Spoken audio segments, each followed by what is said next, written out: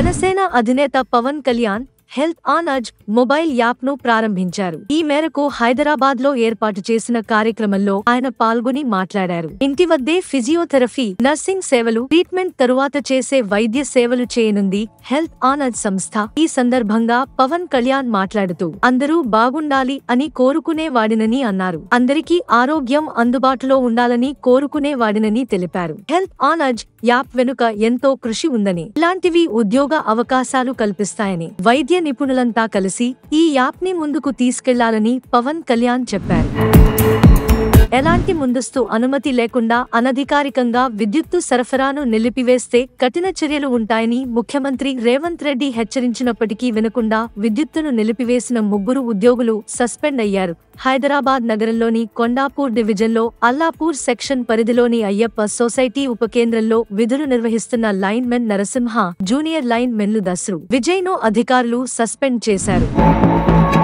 CBI విచారణకు హాజరు కావడానికి బీఆర్ఎస్ ఎమ్మెల్సీ కవిత నిరాకరించారు. సిఆర్పిసి సెక్షన్ 40 కింద నోటీసులను ఉపసంహరించుకోవాలని అత్యున్నత దర్యాప్తు సంస్థను కోరారు. వచ్చే 6 వారాల పాటు లోక్సభ ఎన్నికల ప్రచారంలో బిజీగా ఉంటానని చెప్పారు. నోటీసును తాత్కాలికంగా నిలిపివేయాలని ఆ సంస్థను కోరుతూ సిబిఐకి లేఖ రాశారు. రాష్ట్రంలోని వివిధ జిల్లాల్లో దాదాపు 6 వారాల్లో షెడ్యూల్ చేయబడిన కార్యక్రమాల్లో పాల్గొంటానని కవిత ఫిబ్రవరి 26న మీ ముందు వ్యక్తిగతంగా హాజరు కావడం అసాధ్యమని ఆమె చెప్పారు. వర్చువల్ మార్గాల ద్వారా విచారణలో పాల్గొనేందుకు కవిత సమ్మతించారు. దయచేసి వివరాలు, సమయాలను నాకు ముందుగానే పంపండి అని ఆమె వ్యక్తం చేశారు.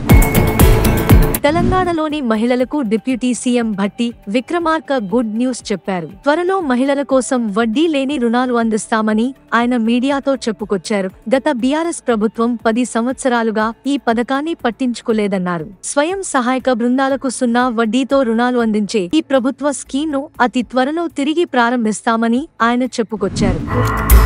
చంద్రబాబుకు సీఎం జగన్ షాక్ ఇచ్చారు. నేడు చంద్రబాబు ఇలాకా అయిన కుప్పంలో సీఎం వైఎస్ జగన్ పర్యటించనున్నారు. ఈ సందర్భంగా రామకుప్పం మండలంలో హంద్రీనీవా కాలువ ద్వారా కుప్పంకు నీటిని విడుదల చేయనున్నారు సీఎం జగన్. అనంతరం గుండిశెట్టిపల్లి వద్ద బహిరంగ సభలో పాల్గొనున్న సీఎం జగన్ అనంతరం స్థానిక నాయకులతో సమావేశం కానున్నారు. గుండిశెట్టిపల్లి వద్ద జరిగే బహిరంగ సభలో చంద్రబాబును టార్గెట్ చేసి సీఎం జగన్ విరుచుకుపడే ఛాన్స్ ఉంది.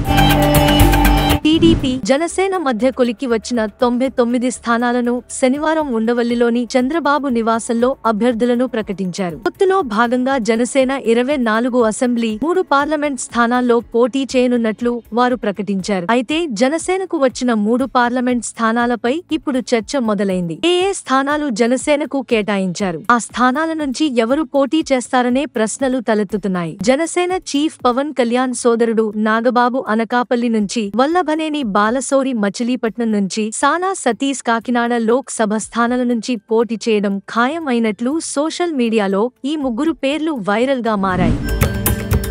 కనీస సౌకర్యాలు, తాగునీటి వంటి వసతులు కూడా కల్పించకుండానే జిల్లాలో ఆదివారం Andhra Pradesh public service commission group 2 పరీక్షను అధికారులు నిర్వహించారు. విశాఖ జిల్లాలో మొత్తం 105 కేంద్రాల్లో పరీక్షలు నిర్వహించగా 47,491 మందికి అభ్యర్థులకు గాను 39,300 మంది హాజరయ్యారు. అనకాపల్లి జిల్లాలోని అనకాపల్లి, చోడవరం, నర్సీపట్నం, మాకవరపాలెం కేంద్రాల్లో 10,627 మంది అభ్యర్థులకు గాను 9,060 మంది పరీక్షకు హాజరయ్యారు. 1-2 కాదు, సోమవారం ఏకంగా 553 అమృత్ భారత్ స్టేషన్లలో అభివృద్ధి పనులను ప్రధాని మోదీ ప్రారంభించనున్నారు. అమృత్ భారత్ స్టేషన్ పథకం కింద దేశంలోని రైల్వే స్టేషన్లను ప్రపంచ స్థాయికి చేర్చడంలో మోదీ ప్రభుత్వం కీలక అడుగు వేసింది. ఈ పథకం కింద రైల్వే స్టేషన్లను పునరాభివృద్ధి చేస్తున్నారు. ఈ 553 రైల్వే స్టేషన్ల అభివృద్ధికి 19,000 కోట్లు వెచ్చించనున్నారు. 2,000 కంటే ఎక్కువ రైల్వే స్టేషన్లలో ఆన్లైన్ మోడ్ ద్వారా ఈ వేడుక నిర్వహించబడుతుంది. మోడీ ప్రభుత్వం అమృత్ భారత్ స్టేషన్ పథకం కింద 1,275 స్టేషన్లను అభివృద్ధి చేస్తుంది. ప్రధాని నరేంద్ర మోదీ మరోసారి స్కూబా డైవింగ్ చేశారు. ద్వాపరయుగం నాటి ద్వారకా నగరాన్ని సందర్శించేందుకు ఆయన ఈ సాహసం చేశారు. గతంలో లక్షద్వీప్ వద్ద స్కూబా డైవింగ్ చేసిన ప్రధాని ఈసారి డైవింగ్ సూట్ ధరించి అరేబియా సముద్ర తీరంలోని బెట్ ద్వారకా ద్వీపం వద్ద నీటిలోకి దిగి సముద్ర గర్భానికి వెళ్లి శిథిల ద్వారకా నగర అవశేషాల వద్ద పూజలు జరిపారు. ఢిల్లీ ముఖ్యమంత్రి ఆమ్ ఆద్మీ పార్టీ అధినేత అరవింద్ కేజ్రీవాల్ ఢిల్లీ మద్యం పాలసీ కేసులో ఈడీ ముందు విచారణకు హాజరు కావడానికి మరోసారి నిరాకరించారు. ఇప్పటికే ఈ కేసులో ఈడీ 6 సార్లు జారీ చేసిన నోటీసులను ఆయన లెక్క చేయలేదు. తాజాగా 7వ జారీ చేసిన సమన్లను కూడా బేఖాతరు చేశారు. ఈ మేరకు ఆమ్ ఆద్మీ పార్టీ ప్రస్తుతం ఈ అంశం కోర్టు పరిధిలో ఉందని గుర్తు చేసింది. కేంద్ర ప్రభుత్వం సృష్టిస్తున్న అడ్డంకులు, ఆటంకాల మధ్య ఢిల్లీ ప్రభుత్వాన్ని ఎలా నడుపుతున్నానో నాకొక్కడికి మాత్రమే తెలుసు, దీనికి నాకు నోబెల్ బహుమతి రావాలి అంటూ ఢిల్లీ సీఎం కేజ్రీవాల్ అన్నారు. టీమ్ ఇండియా యువ ఓపెనర్ యశస్వి జైస్వాల్ అరుదైన ఘనతను సాధించాడు. రాంచీ వేదికగా ఇంగ్లాండ్తో జరుగుతున్న 4వ టెస్ట్ మ్యాచ్లో యశస్వి జైస్వాల్ ఒకే టెస్ట్ సిరీస్లో అత్యధిక పరుగులు చేసిన భారత ఆటగాడిగా కోహ్లీ రికార్డును సమం చేశాడు. 92 ఏళ్ల టెస్ట్ క్రికెట్ చరిత్రలో ఒక సిరీస్లో 600 పైగా పరుగులు చేసిన మొదటి భారత లెఫ్ట్ హ్యాండ్ బ్యాటర్గా కూడా యశస్వి జైస్వాల్ చరిత్ర సృష్టించాడు. పాకిస్తాన్ కు భారత ప్రభుత్వం షాకిచ్చింది.